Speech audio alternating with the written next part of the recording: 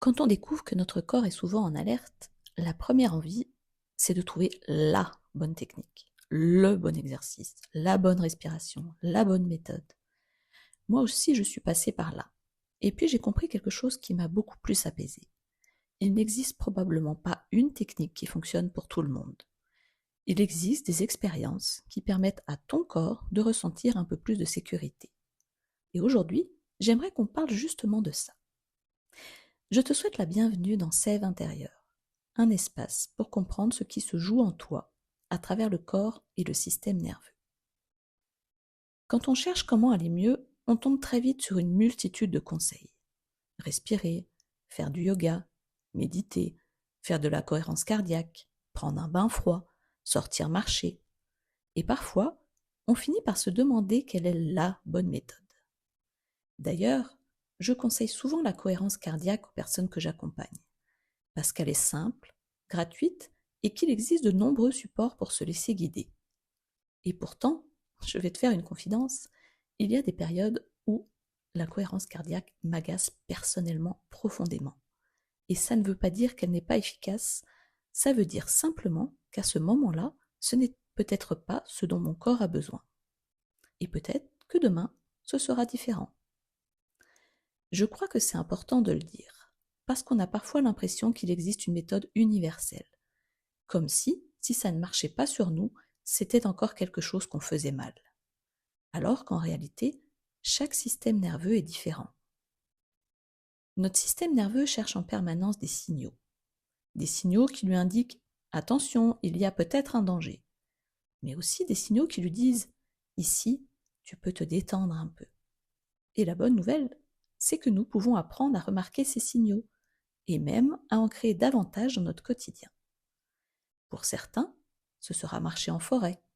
Pour d'autres, écouter une musique, sentir le soleil sur leur peau, prendre une douche chaude, s'étirer doucement, boire un thé, regarder un paysage, respirer l'odeur du café, prendre un animal dans ses bras, ou simplement discuter avec une personne auprès de qui elles n'ont rien à prouver. Il n'y a pas de classement. Le meilleur outil n'est pas celui dont tout le monde parle, c'est celui qui permet à ton corps de souffler un peu. Mais peut-être qu'à ce stade, tu te dis « je veux bien, mais je ne sais même pas ce que ça fait un corps qui se sent en sécurité ». Et si c'est ton cas, tu n'es vraiment pas la seule. Quand le corps est en alerte depuis longtemps, la sécurité peut devenir difficile à reconnaître.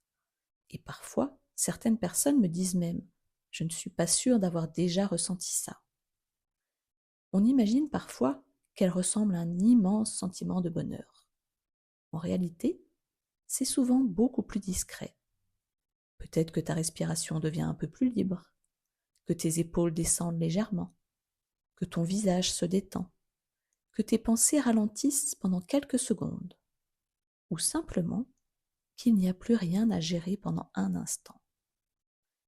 Ce sont parfois de toutes petites sensations, et c'est justement pour ça qu'elles passent inaperçues. J'aimerais maintenant te proposer une petite expérience. Pas une solution miracle, juste une expérience. Ça s'appelle le soupir intentionnel. Je te propose de prendre un petit instant pour toi. Si tu le peux, installe-toi confortablement.